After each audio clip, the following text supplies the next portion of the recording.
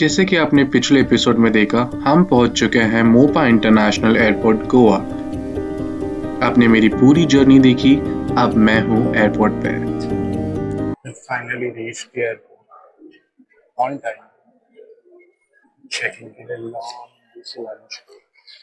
आज हम हमारा ट्रैवल कंटिन्यू करेंगे गोवा से लंदन गैटविक के लिए in the infamous air India 787 Dreamliner. So let's begin.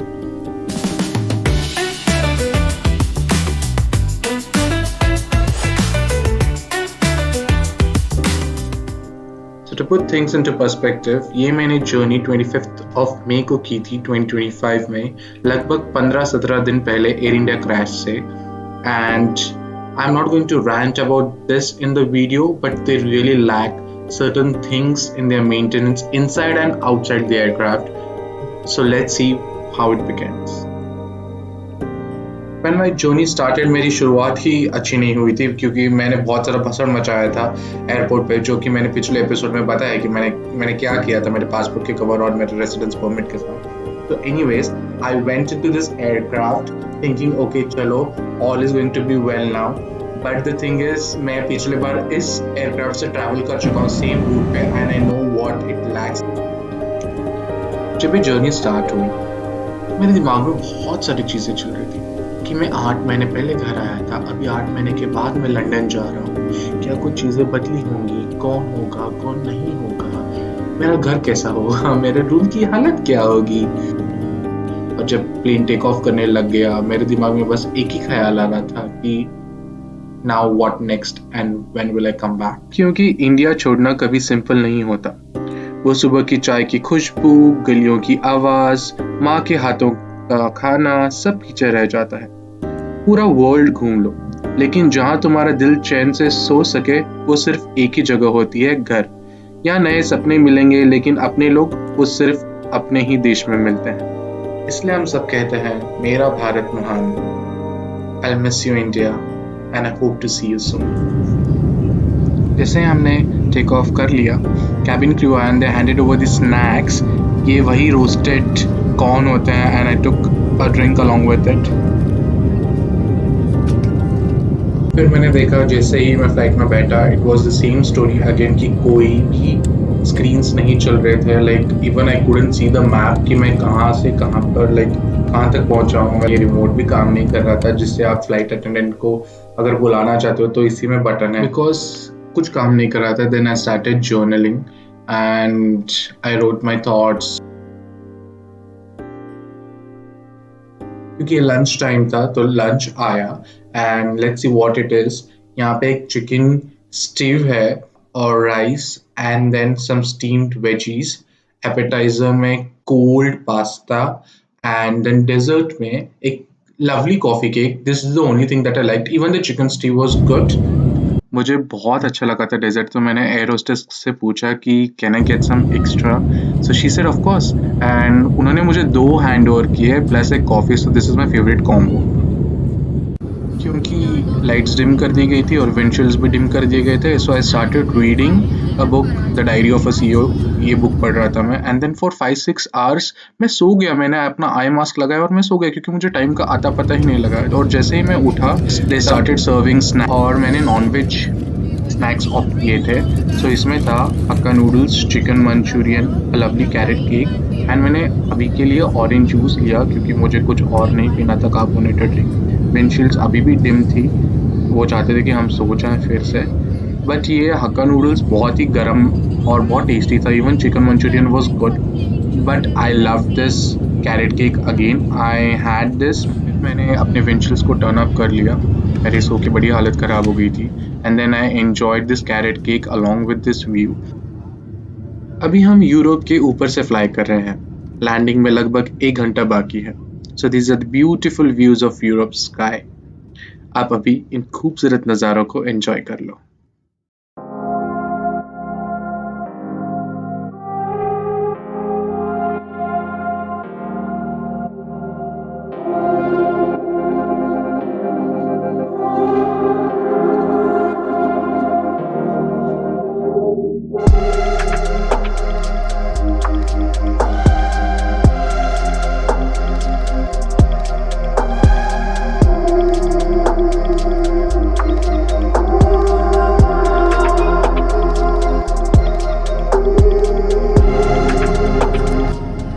आसमान और सूरज के बीच इट लुक्स सो ब्यूटीफुल। एक हेवन वाली फीलिंग आती है कि अब सूरज कितने पास हैं, आसमान में है, बादलों के ऊपर है। A beautiful journey to enjoy. हम लोगों ने अभी फाइनली डिसेंड करना शुरू कर दिया है और ये ब्यूटीफुल नज़ारे यूके मेनलैंड के हैं, यानी कि हम लोग पहुंच चुके हैं इंग्लैंड के ऊपर। हम लोग क्योंकि अभी लंदन गैटविक में लैंड करेंगे तो फिर पूरा आउटस्कर्ट्स वाला आपको नज़ारे दिखेंगे। अगर हम लोग लंदन हीथ्रो में लैंड कर रहे होते तो हम लोगों को पूरे सिटी वाले नज़ारे दिख जाते।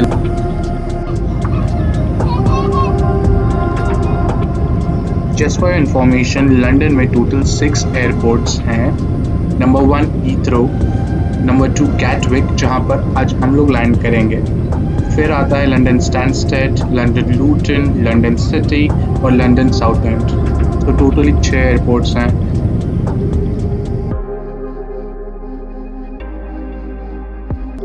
प्लेन उतर रहा था लेकिन मेरे अंदर कुछ और ही उतरा। एक हैवी साइलेंस, एक सोचा समझा सा लोनलीनेस। इंडिया छोटा सिर्फ फिजिकल स्पेस में था, दिल तो वहीं रह गया था। पर ये मिट्टी, ये लंदन, इसने मुझे पहले भी शेप किया था। अब वापस आया हूँ ज़्यादा मैच्योर, ज़्यादा क्लियर और ज़्यादा अकेला। लैंडिंग के बाद सिर्फ बैग ही नहीं उठाना था, मुझे फिर से उठाना था नए सपने के साथ। इतनी बार आया हूँ यहाँ, पर हर बार एक नई कहानी लाता हूँ साथ।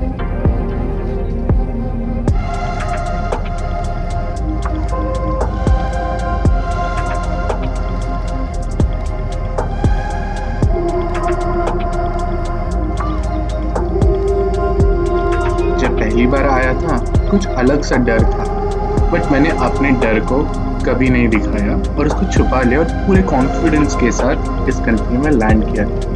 और मैंने वही कॉन्फिडेंस याद किया और इस बार लैंडिंग पे भी उतना ही खुश होकर उतरना चाहता। लंदन का वेदर और लाइफ दोनों अनप्रेडिक्टेबल होते हैं। कभी धूप में भी तन्हाई मिलती है, कभी बारिश में सुकून।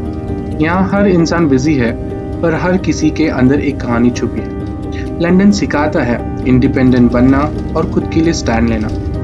ये शहर ग्लैमरस भी है और रूथलेस भी। हर सुबह ट्रेन के शोर के साथ स्टार्ट होती है और रात खुद से बात करते हुए खत्म। London makes you grow up fast. यहाँ लोग नहीं पूछते तुम कैसे हो, लेकिन ये शहर तुमसे हर दिन सवाल पूछता है। लंदन गैटविक दुनिया का सबसे बिजिएस्ट सिंगल रनवे एयरपोर्ट है। यहाँ पे 2 टर्मिनल्स है, terminal north and terminal south. South terminal में जहाँ आज मेरा प्लेन पार्क होगा वहीं पे ट्रेन स्टेशन है। नॉर्थ टर्मिनल वाले लोगों को एक शटल लेकर साउथ टर्मिनल आना पड़ता है ट्रेन स्टेशन के लिए।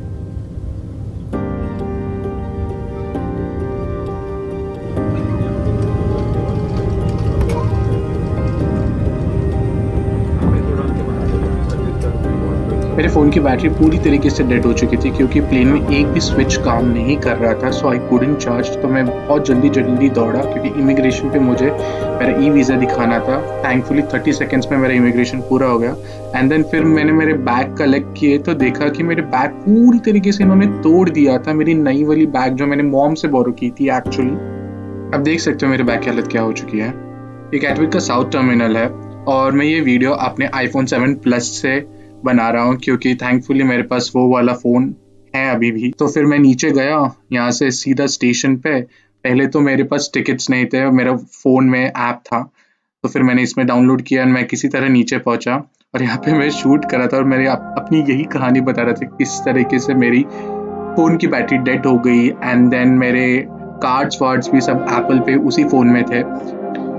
यहाँ से डायरेक्ट बेडफोर्ड के लिए जहाँ पे मैं रहता हूँ डायरेक्ट ट्रेन्स हैं, बट अनफॉर्चुनेटली आज क्योंकि सर्विस डिस्ट्रप्शन था तो फिर मुझे एक रेल रिप्लेसमेंट बस लेना था किसी बीच वाले स्टेशन से। यहाँ पे मैं थोड़ा देर रुका एंड मैंने सेकंड वाली ट्रेन ली because I didn't want to rush so much क्योंकि इतना सामान भी लेकर जाना था। फिर हम लंदन सिटी में से पास हो रहे थे एंड दिस ब्यूटीफुल मॉन्यूमेंट आपने कई सारे फिल्मों में एंड टीवी सीरीज़ में देखा होगा। यहाँ से आपको पूरा लंदन का स्काईलाइन दिखेगा, सारे ब्यूटीफुल एंड फेमस बिल्डिंग्स दिखेंगे आपको। और यहीं पे अगर आप स्पॉट कर सकते हो तो यहीं पे आपको टावर ब्रिज भी दिखेगा। फिर हम लोग कहीं ये सुमसाम वाले स्टेशन पे पहुंच गए। इसका नाम है हेचिन। मैं यहाँ पे पहली बार आया हूँ और यहाँ से हम लोग बेडफोर्ड के लिए एक रेल रिप्लेसमेंट बस लेंगे। फाइनली मैं बेडफोर्ड स्टेशन पहुंच गया और यहाँ से मैंने कैब ली अपने घर के लिए। आई एम सॉरी कि आपको ये वाला पूरा लो रेजोल्यूशन में दिख रहा होगा, because I didn't have any option. IPhone 7 plus से शूट कर रहा था।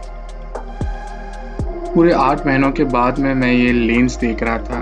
ये मेरे घर के आसपास के खूबसूरत नज़ारा हैं जो कि मैं नेक्स्ट वाले व्लॉग में आपको दिखाऊंगा।